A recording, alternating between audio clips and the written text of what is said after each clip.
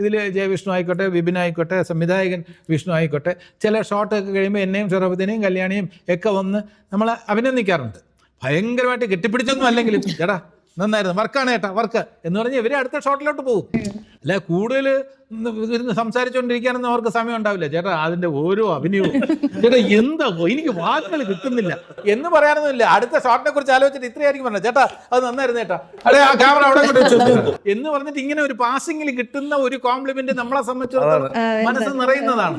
അപ്പൊ അടുത്ത ഷോട്ടിൽ നമ്മൾ റെഡി ആയിട്ട് ഇങ്ങനെ ഇരിക്കും, ആവേശം വരും. അപ്പൊ ആ സെറ്റിൽ നമ്മളെ ലൈവായിട്ട് നിലനിർത്തുന്നത്, നമ്മൾ സീൻ ഓവർ എന്ന് പറഞ്ഞാലും അടുത്ത സീൻ കഴിഞ്ഞാൽ വേണമെങ്കിൽ ചേട്ടാ അടുത്ത ഷോട്ടിലില്ല അല്ലെങ്കിൽ അടുത്ത സീനിലില്ല എന്ന് പറയാൻ നേരത്ത് ഞാൻ കാരവനിലോട്ട് ഓടിപ്പോലെ വീണ്ടും അവിടെ തന്നെ ഇരിക്കും. എന്താണ് നടക്കുന്നത്? ഷറഫുദ്ദീന്റെ നമ്പറുകളൊക്കെ ഒന്ന് കാണട്ടെ, ഷറഫുദ്ദീന്റെ അച്ഛനായിട്ടല്ലേ ഞാൻ, അപ്പൊ എന്തൊക്കെ നമ്പർ ഇടുന്നതാണെന്ന് ഞാനും ഒന്ന് നോക്കട്ടെ. അങ്ങനെ വിട്ടുകൊടുക്കില്ല എന്ന് പറഞ്ഞാൽ ഞാൻ അവിടെ തന്നെ ഇരുന്ന് കാണും.